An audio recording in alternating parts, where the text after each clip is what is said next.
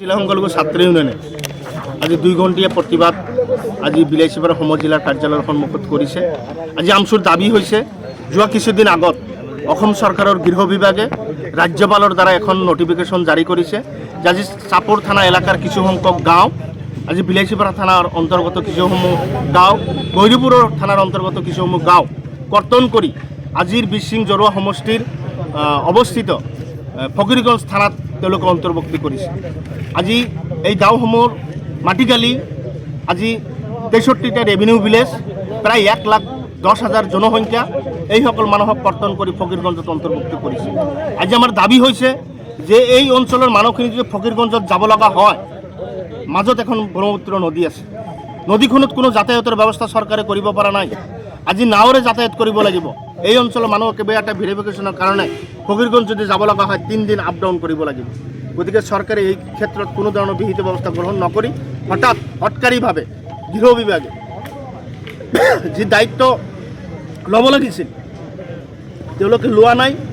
আজি ইয়াৰ বিৰোধিতা কৰি এই গাঁওসমূহ চাপৰ থানা বিলাসীপাৰা আৰু গৈৰীপুৰত অৱস্থিত ৰাখি এটা উপযুক্ত এই অঞ্চলৰ মানুহসকলক ন্যায় দিয়াৰ স্বাৰ্থত আমচুৰ যি কৰিছে চৰকাৰে যদি মানি নলয় পৰৱৰ্তী দিনত আমচুৰ এই আন্দোলন অবিৰতভাৱে শক্তিশালীভাৱে চৰকাৰৰ বিৰুদ্ধে কৰা হ'ব। ইতিমধ্যে এই অঞ্চলৰ নাহেৰলগাঁত এখন আউটপোষ্ট আছে। নাহেৰলগাঁৰ আউটপোষ্টটো পূৰ্ণাংগ থানা হিচাপে যদি ৰূপ দিব পৰা যায়, আজি সোণামুখীত এখন যদি আউটপোষ্ট কৰা যায়, বন্দীখানাত যদি আউটপোষ্ট কৰা যায়, মই ভাবোঁ যে চৰকাৰে যি সিদ্ধান্ত লৈছে যে সমষ্টি ভিত্তিত চৰকাৰী কাম কাজ চলোৱাৰ কাৰণে কাৰ্যালয়বোৰ বনোৱা হ'ব।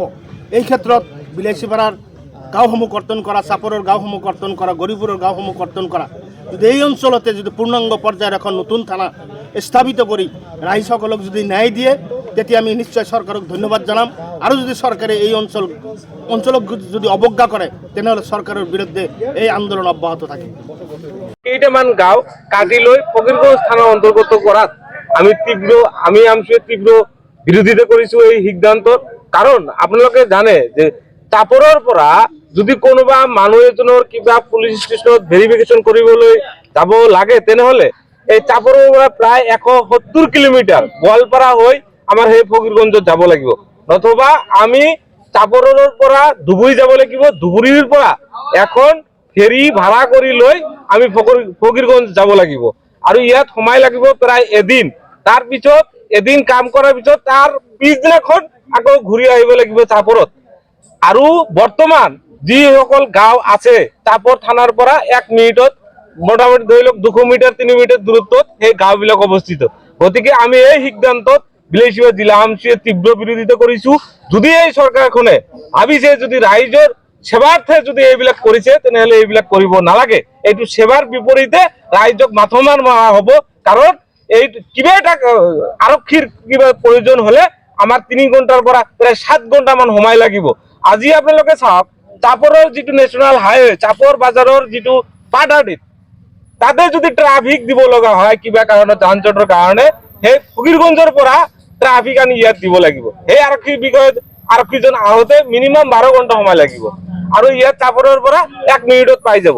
গতিকে এনেকুৱা অসম চৰকাৰৰ গৃহ বিভাগৰ যি মইমাতালি সিদ্ধান্ত, এই সিদ্ধান্তত আমি তীব্ৰ বিৰোধিতা কৰিছোঁ। এই সিদ্ধান্তত তেওঁলোকে যদি অটুল থাকে তেনেহ'লে আমি আমচুৱে অনাগত দিনত ইয়াতকৈ ভয়াৱহ আন্দোলন গঢ়ি তুলিম। আৰু এই সিদ্ধান্ত বাতিল কৰিলে মই ভাবোঁ যে সমগ্ৰ বিলাসীপাৰা ৰাইজৰ উপকৃত হ'ব। আৰু অসম চৰকাৰক বিনম্ৰভাৱে অনুৰোধ কৰিছোঁ যে আমাৰ নাহেৰলগাঁও যিখন আউটপোষ্ট আছে আৰু বন্দীখানা এখন আউটপোষ্ট আছে, বন্দীখানাখন নাহেৰলগাঁও থানাৰ অন্তৰ্গত কৰি নাহেৰলগাঁওখনক ফুল থানা হিচাপে ঘোষণা কৰিলে আমাৰ সমগ্ৰ ৰাইজৰ উপকৃত হ'ব আৰু তেওঁলোকৰ কোনো ধৰণৰ অসুবিধা নহ'ব বুলি মই নিজে ভাবোঁ। আৰু লগতে অসম চৰকাৰক আহ্বান জনাইছোঁ অনতিবিলম্বে এই সিদ্ধান্তক বাতিল কৰি আমাৰ ৰাইজক সকাহ দিবলৈ মই অনুৰোধ কৰিছোঁ। ধন্যবাদ।